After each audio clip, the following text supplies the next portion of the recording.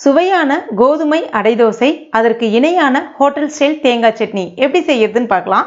இல்லைன்னா நீங்கள் டின்னருக்கும் ட்ரை பண்ணலாம். நல்ல ஒரு ஃபுல்ஃபில்லாக இருக்கிற மாதிரி இருக்கும், வாய்க்கு நல்ல சுவையாகவும் இருக்கும். இதை இப்போ நம்ம எப்படி செய்யறதுன்னு பார்க்கலாம். வெல்கம் டு டுடே சமையல்.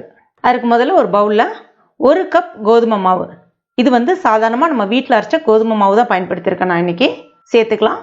கூடவே தேவையான அளவுக்கு உப்பு சேர்த்துட்டு ஒரு முறை கலந்து விட்டுங்க. அடுத்ததான் நல்லா இது மொறுமொறுன்னு வரணும் அப்படின்றதுக்காக 2 டேபிள் ஸ்பூன் பச்சரிசி மாவு. நம்ம சாதாரணமாக இடியாப்ப மாவுலாம் வச்சுருப்போம்ல, வறுத்த மாவு வறுக்காத மாவு எது வேணாலும் பயன்படுத்திக்கலாம். அதையும் இப்போ இது கூட சேர்த்துட்டு ஒரு முறை நல்லா கலந்து விட்டுட்டு தேவையான அளவுக்கு தண்ணீர், அதாவது நார்மல் பச்சை தண்ணீர் கொஞ்சம் கொஞ்சமாக சேர்த்துட்டு கட்டிலாம் எதுவும் இல்லாமல் இந்த மாதிரி நல்லா உடச்சி விட்டு கலந்து விட்டுக்குங்க. இந்த பதத்துக்கு வந்த பிறகு மறுபடியும் கொஞ்சமாக தண்ணி சேர்த்துட்டு நல்லா கலந்து விட்டுட்டு இப்போ இந்த பதத்துக்கு கொண்டு வந்துருங்க. இப்படி தூக்கி விட்டிங்கன்னா இப்படி இருக்கணும். இது கொஞ்ச நேரம் ஒரு 5 நிமிஷம் அப்படியே ஊறட்டும். மூடி வச்சிடலாம். அடுத்ததாக ஒரு கடாயில் 2 டீஸ்பூன் எண்ணெய் சேர்த்துக்குங்க. எண்ணெய் காஞ்ச பிறகு 1 டீஸ்பூன் உளுந்தப்பருப்பு, 1 டீஸ்பூன் கடலைப்பருப்பு, 1 டீஸ்பூன் கடுகு, 1/2 டீஸ்பூன் ஜீரகம். இது எல்லாமே நல்லா பொரிஞ்சு வரட்டும். காரத்துக்கு 2 வரமிளகாவும் உடச்சி விட்டு சேர்த்துக்குங்க. கொஞ்சமாக கருவேப்பிலைகள் எல்லாத்தையும் நல்லா கலந்துட்டு ஒரு மீடியம் சைஸ் பெரிய வெங்காயம் பொடிசாக கட் பண்ணிவிட்டு அதையும் இது கூட சேர்த்துக்குங்க. வெங்காயம் கொஞ்சம் நிறம் மாதிரி வந்த பிறகு ஒரு மீடியம் சைஸ் சின்ன தக்காளி பழம் எடுத்திருக்கேன், அதையும் இது கூட சேர்த்துட்டு நல்லா வதக்கி விட்டுக்குங்க. தக்காளி பழம் நல்லா பொடிசாக கட் பண்ணிங்க, அப்போ தான் நல்லாயிருக்கும்.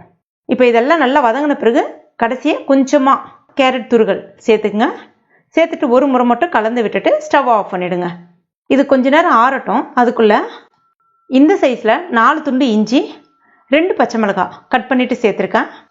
கூடவே 1/2 டீஸ்பூன் சீரகம் சேர்த்துட்டு நல்லா அப்படி நசுக்கி எடுத்துக்குங்க. இப்போ பாருங்கள், இந்த மாதிரி இருக்கணும். இப்போ நம்ம மாவை திறந்து பார்த்தலாம். 5 நிமிஷம் ஆயிடுச்சு. இப்போ நம்ம இடித்து வச்சுருக்க அந்த இஞ்சி பச்சை மிளகாவை இது கூட சேர்த்துக்கலாம். அடுத்ததான் நம்ம வதக்கி வச்சுருக்க அந்த வெங்காயம் தக்காளி அதையும் சேர்த்துக்கலாம். கடைசியாக கொஞ்சமாக கொத்தமல்லி இலைகள் பொடிசாக கட் பண்ணது, ஃப்ரெஷ்ஷான கருவேப்பிலை இலைகள் கொஞ்சமாக சேர்த்துட்டு நல்லா கலந்து விட்டுக்குங்க. இப்போ பாருங்கள், மாவோட பதம் இந்த மாதிரி இருக்கணும். இது அப்படியே இருக்கட்டும். இதுக்கு சுவையான ஒரு சட்னி ஒன்று ரெடி பண்ணிக்கலாம். அதுக்கு ஒரு மிக்சி ஜாரில் ஒரு மீடியம் சைஸ் தேங்காயில் 1/2 மூடி தேங்காய் எடுத்திருக்கேன். தேங்காவை சின்ன சின்ன துண்டுகளாக கட் பண்ணிட்டு எடுத்திருக்கேன், சேர்த்துக்கலாம். கூடவே தோல் உரிச்ச ஒரு சின்ன வெங்காயம், 1 பல்லு பூண்டு, ஒரு சின்ன சைஸு இஞ்சி. அடுத்ததான் காரத்துக்கு 4 பச்சை மிளகாய் சேர்க்குறேன். உங்கள் காரத்துக்கு ஏற்றவாறு நீங்கள் கூடவோ குறைக்கவோ செஞ்சுக்கங்க. இது நல்லா காரசாரமாக இருக்கும், அதுக்காக தான் நான் சேர்க்குறேன். கூடவே கொஞ்சமாக கொத்தமல்லி இலைகள், ரொம்ப நிறைய சேர்த்துறாதீங்க. சேர்த்துட்டு தண்ணிலாம் எதுவும் சேர்க்காம முதல்ல அரைச்சிக்கங்க. பாருங்கள், இந்த மாதிரி. இப்போ இதில் 1/4 கப் அளவுக்கு பொட்டுக்கடலை, அதாவது ஒரு 3 டேபிள் ஸ்பூன் அளவுக்கு பொட்டுக்கடலை உடச்ச கடலை சேர்க்குறேன்.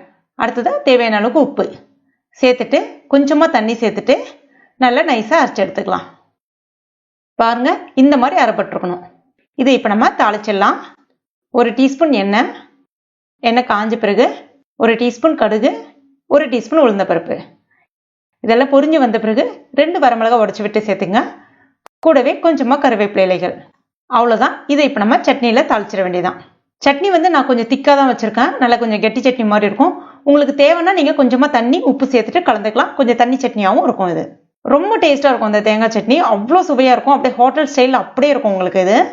இப்போ நம்ம கோதுமை அடை ஊற்றிடலாம்.